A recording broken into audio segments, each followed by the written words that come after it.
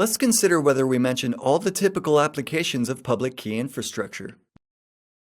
We talked about EFS technology.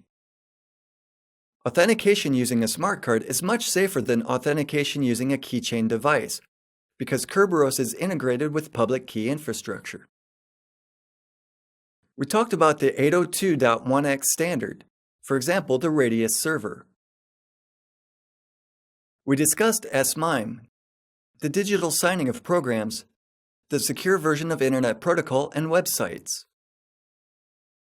Network access protection technology that was briefly mentioned in one of the earlier modules can also be based on certificates. It's the safer version. Using this technology, we can quarantine computers that are connected to our company network. A given computer will be isolated until its health is confirmed, meaning, for example, that it has security updates and a virus scanner is installed. In order to clearly identify who's isolated, we need a strong mechanism. The best is a certificate issued to a given computer or the lack of such. We also discussed software restriction policies, which are mechanisms that enable blocking users from running programs. In conclusion, the public key infrastructure has a very extensive implementation, but at the same time, it's a very functional and easy-to-use cryptographic system. In the Windows environment, running this infrastructure is a matter of days rather than a matter of weeks. Let's consider now how we can trust these certificates. In a moment, we'll take a look at a few of them. First, certain information must be recorded in the certificate. Above all, we need to be able to read to whom the certificate was issued. This brings up an interesting problem. If someone shows us a certificate issued to, for example, Marcin, can we believe that he is really Marcin? Not really. We don't know him. Here, the issue is our trust in the organization that issued the certificate. Anyone can use a certificate. There's no photo. We need to trust that if an organization has issued someone a certificate, that this organization verified in some way the identity of the person applying for the certificate. We also need to be able to read the purpose of the certificate. Is it used for file encryption, for network user authentication, or the secure exchange of electronic mail? Certificates may have a very specific use, or they may be certificates that allow the performance of various operations. The certificate must have a validity period. We need to know to and from which states the certificate is valid. It's not mainly about a certificate that was revoked, but the fact that we can't trust someone infinitely. Our trust must be limited in some way. We also need to know who issued the certificate.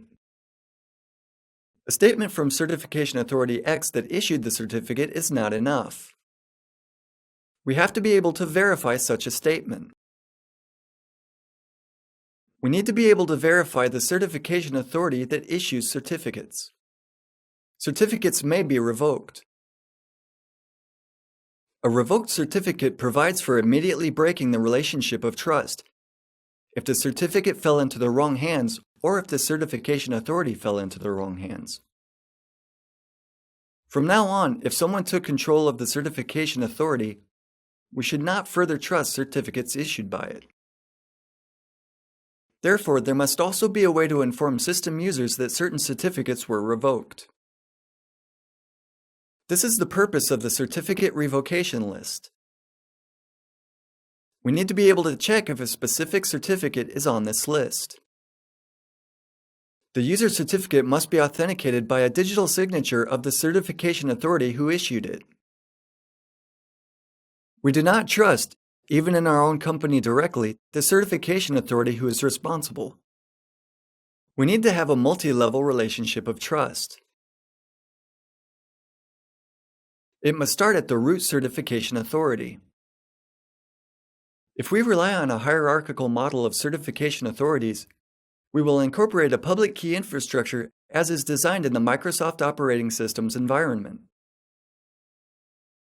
An alternative solution is the peer-to-peer network solution. PGP is an example of such a solution. In this solution, there is no hierarchy of trust.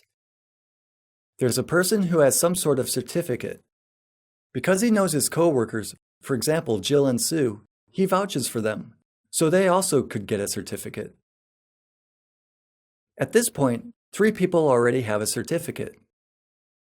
Jill may also have trusted coworkers for which she vouches and certifies their request to receive a certificate. Now 12 people have certificates and we all trust each other. Such a model is very interesting, especially in theory.